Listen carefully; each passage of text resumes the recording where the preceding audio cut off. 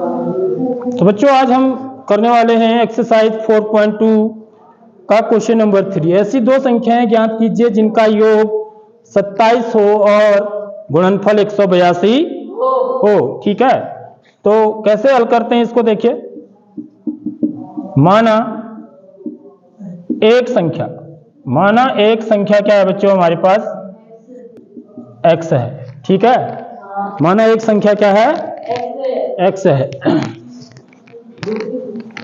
तो इसलिए दूसरी संख्या क्या हो जाएगी, दूसरी संख्या ना मैं इसको किससे करना चाह रहा हूं, द्विघात समीकरण से करना चाह रहा हूं। तो वहां पर एक ही चर में होती है पूरी बात, y नहीं होगा, वहां एक ही चर होगा x।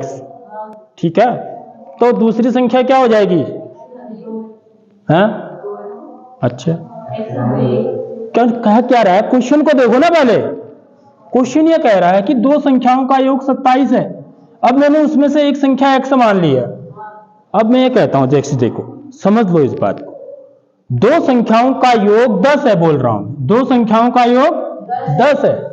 ठीक है, उनमें से मैंने एक संख्या 3 मान ली, माना एक संख्या 3 है, तो दूसरी संख्या क्या होगी, 7 होगी। कैसे निकाला, 10 में से 3 को घटा के। बस यही तो समझने की बात है बच्चों, यही समझने की बात होती है।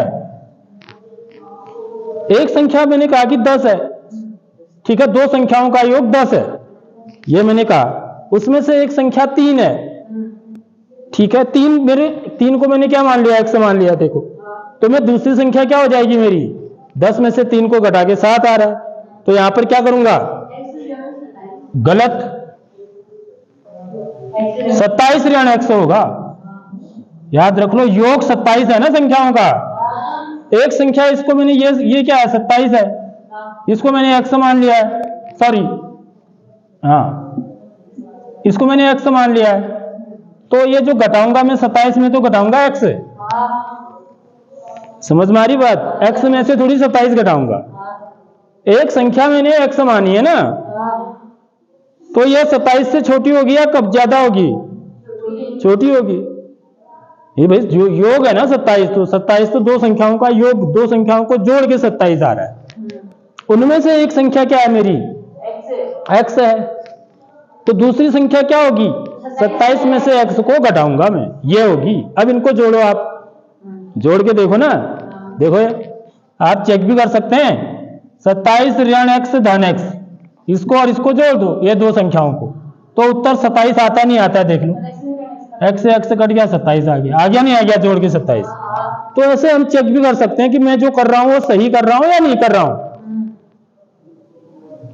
ठीक है, तो पहली कंडीशन, दो कंडीशन दी होती है यहां पर, देखिए एक तो ये दिया हुआ है कि संख्याओं का योग 27 है, एक कंडीशन ये है, तो हमें इस कंडीशन का उपयोग किया मैंने यहां पर। अब दूसरी कंडीशन जो दी होती है ना, उससे समीकरण बनती है। दूसरी कंडीशन क्या दी हुई है, दूसरी जो शर्त दी हुई है वो ये कह रहा है कि उनका गुणनफल 182 है। अब मेरे को गुणनफल क्या किसको बोलते हैं, गुणा करके। भाई मैं ये बोलूंगा दो संख्याएं हैं मेरे पास, उनको जोड़ के 10 आता है और उनको गुणा करके 21 आता है। 3 गुणा 7 करूंगा तो 21 आएगा ना, 3 धन 7 करूंगा तो कितना आएगा, 10 आएगा। तो वो संख्याएं क्या है बोलूंगा मैं, 3 और 7 है। वे संख्याएं जिनको जोड़ के 10 आता है और जिनको गुणा करके 21 आता है। अब मेरे को उनमें से एक संख्या मेरे को कोई भी नहीं पता है, मेरे को एक भी संख्या पता नहीं है कौन है वो, तो मैंने एक संख्या क्या मान ली, 3 मान ली, तो दूसरी संख्या मेरी क्या आ गई, 7 आ गई। 7 कैसे आई, 10 में से 3 को घटा के। ठीक है, ऐसे ही इमेजिन करना है, इमेजिनेशन। ठीक है, तो उस चीज को फिर एक बार आप पकड़ लोगे ना, फिर कभी गलत नहीं करोगे। अब प्रश्नानुसार, यहां पे क्या लिखते हैं हम, प्रश्नानुसार, अकॉर्डिंग टू द क्वेश्चन। प्रश्नानुसार इन संख्याओं का गुणनफल x गुणा 27 ऋण x, ये गुणनफल इसी को तो बोलते हैं। यहां पर चाहे तो आप गुणा का चिन्ह भी लगा सकते हैं ऐसे, नहीं तो नहीं भी लगाते हो तो भी ब्रैकेट लगा रखा है तो गुणा ही माना जाता है। बराबर कितना, 182। बस ये समीकरण बन गया आपकी। जब आप इसको गुणा करोगे अंदर तो आपको एक द्विघात समीकरण मिलेगी। देख लो, 27 को x से गुणा करेंगे तो क्या आएगा, x को ऋण x से गुणा करेंगे तो क्या आएगा, बराबर 182। ठीक है, अब क्या करिए,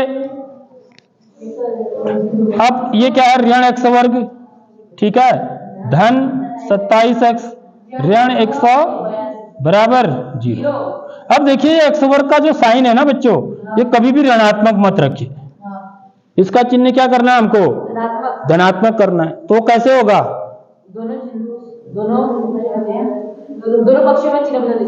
दोनों पक्षों का चिन्ह बदल देते हैं, या आप ये कह सकते हैं सिंपली कि दोनों पक्षों को ऋण 1 से गुणा कर दो। समझ रहे हो बात, एक्चुअली में होता है ऐसा है, दोनों पक्षों को हम ऋण 1 से गुणा करते हैं, कर सकते हैं ना, क्योंकि ये समीकरण है। समीकरण की एक वो होती है कि समीकरण को हम दोनों पक्षों में कुछ भी उसमें जोड़ सकते हैं, कुछ भी घटा सकते हैं, और किसी भी संख्या से गुणा कर सकते हैं और किसी भी संख्या से भाग दे सकते हैं। ठीक है, समीकरण के साथ हम ऐसा कर सकते हैं। तो ये चीज पता होनी चाहिए। तो मैं ऋण 1 से गुणा कर दूं, या मैं कहूं कि चिन्ह बदल दूं, एक ही बात है। ठीक है, तो मैं दोनों पक्षों के चिन्ह बदल देता हूं। तो इसका चिन्ह क्या हो जाएगा, धन का। ठीक है, इसका चिन्ह क्या हो जाएगा, ऋण का, और इसका चिन्ह क्या हो जाएगा, धन का। बस ये क्या बन गया, आपकी द्विघात समीकरण बन गई। अब इसके गुणनखंड निकालने हैं मुझे, इसके गुणनखंड निकालने से मैं संख्याएं निकाल सकता हूं। अब यहां पर क्या होता है, जरा संख्या बड़ी हो जाती है, तो इसमें क्या हो जाते हैं, फिर हम अटक जाते हैं, यहां पर ये 12 या 15 या 20 होता तो तुम जल्दी कर लेते हो, लेकिन अटकने की कोई जरूरत नहीं है। थोड़ा सा दिमाग लगाना है। क्या करेंगे हम, देखिए 182 है, ठीक है, इसके गुणनखंड निकाल दो 2 से, कोशिश तो करो ना, हम कोशिश ही नहीं करते हैं। 2 9 18, 2 एकम 2, ठीक, फिर किससे जाएगा, अब भाग किसमें जाता है, इसमें 7 एकम 7 8 9 7 3 21, बिल्कुल सही बोला। 13 7 91 भी होता है। यदि पहाड़े तुमको आते हैं ना तो 7 से भी जाएगा, बिल्कुल सही बोला, 13 बार, फिर 13 से जाएगा। देखो अब बहुत आसान हो गया, देख लो बच्चों, है क्योंकि 3 ही गुणनखंड है इसके। समझ रहे हो, आप क्या करेंगे, 182 लिखेंगे तो 182 2 गुणा 7 गुणा 13, समझ में आ गई बात। अब आपको क्या करना है, 27 लाना है मेरे को, ऋण 27। क्या लाना है, तो देखो यदि मैं अब मेरे को इनको ना एडजस्ट करना होता है, जोड़े बना के। सबसे पहले तो मैं इन्हीं का बना देता हूं, इसको एक साथ, क्योंकि मेरे को 2 ही लेने हैं ना, 3 थोड़ी लेने हैं। ये तो 3 है, तो 2 7 14 गुणा 13। अब देखो इनको जोड़ के 27 आ रहा है, नहीं आ रहा है, आ रहा है, देख लो, बस मिल गया है मेरे को। तो थोड़ा सा मेरे को क्या करना पड़ा, प्रयास करना पड़ा। मैंने जो है ना 182 बड़ा है करके हार नहीं मान ली। अगर हम हार मान लेंगे तो फिर तो गलती होना है, फिर हम नहीं करेंगे सवाल को। हार नहीं मानना है, करना है, प्रयास करना है। प्रयास करोगे तो फिर आपको जरूर सफलता मिलेगी। तो 182 के गुणनखंड क्या हो गए बच्चों, लेकिन ये तो किसमें, ऋण में है। 182 बराबर 14 ऋण का नहीं, दोनों ही ऋण के करेंगे, ऋण 13, तभी तो जुड़ेंगे। समझ में आ रही नहीं आ रही बात। और ऋण गुणा ऋण क्या होगा, धन हो जाएगा। एक ही को ऋण का कैसे करोगे आप, नहीं तो ये तो ऋण 182 बनेगा, धन 182 बनना चाहिए, पहली बात। दूसरी बात, इनका जो योग है वो ऋण 27 के बराबर आना चाहिए, समझ रहे हो। तो ऋण 14x ऋण 13x बराबर ऋण 27x होता है। तो आपको क्या करना है इसको बच्चों, x वर्ग ऋण 14x ऋण 13x धन बराबर 0। ये काम आप रफ में कर लो, समझ रहे हो बात, या उसी के सामने कर लो। अब इन दोनों में क्या चीज कॉमन है, x कॉमन है, x माइनस 14, ठीक है, माइनस 13 कॉमन है, माइनस 13 कॉमन लेना पड़ेगा।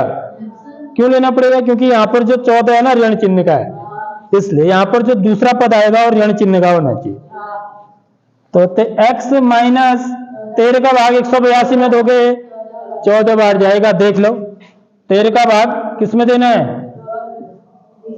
182 में। तो 13 कम 13 घटाएंगे, 8 में से 3 घटाएंगे 5 2 13 चको, देख लो एक गणित है, गणित है, यही मजा होता है गणित का। एकदम देखा यहाँ पर भी 14 आ गया, देखो एक गुणनखंड जो यहाँ आया वही यहाँ भी आ गया। ऐसा करने से, ये ऐसा करने से ही होता है, अगर ऐसा नहीं करोगे तो कभी नहीं होगा। यही गणित की क्या है, खूबसूरती है। समझ रहे हो बात? यही गणित का मजा होता है। अब ये क्या आ गया, इसका एक गुणनखंड x माइनस 14 x माइनस 13 बराबर 0। समझ में आ रही बात? अब इन दोनों का गुणनफल 0 है, तो यानी कि क्या हुआ, या तो x माइनस 14 बराबर 0 होगा, x माइनस 13 बराबर 0 होगा। तो यहां से x बराबर क्या आ गया, 14 आ गया, या x बराबर क्या आ गया, 13 आ गया। तो x का मान क्या होगा बच्चों? देखो वैसे भी देखो 13 और 14 में क्या आ रहा है, 13 और 14 का योग कितना आ रहा है, 27 आ रहा है। आ रहा नहीं आ रहा? एक संख्या यदि 13 होगी तो दूसरी अपने आप ही क्या होगी, 14 होगी। यदि एक 14 है तो दूसरी क्या होगी, 13 होगी। तो इसलिए अभीष्ट संख्याएं, लास्ट में ऐसे लिखेंगे आप, अभीष्ट संख्याएं क्या होंगी बच्चों, 13 और 14 होंगी। या आप यहां रख सकते हो, यह मान रखा है ना आपने, एक संख्या x मानी है तो x की जगह पर क्या रख दो, 14 रख दो। x की जगह पर 14 रख दोगे तो दूसरी संख्या क्या आ जाएगी, 27 में से 14 घटा दोगे 13 आ जाएगी। तो यही तो आ रही है, अभीष्ट संख्याएं 14 तथा 13 है। देख लो, अब इनको आप गुणा करो, इनको गुणा करके 182 आएगा। यह आप चेक भी करेंगे। यदि मैं इनको गुणा करूं, डस्टर कहाँ है,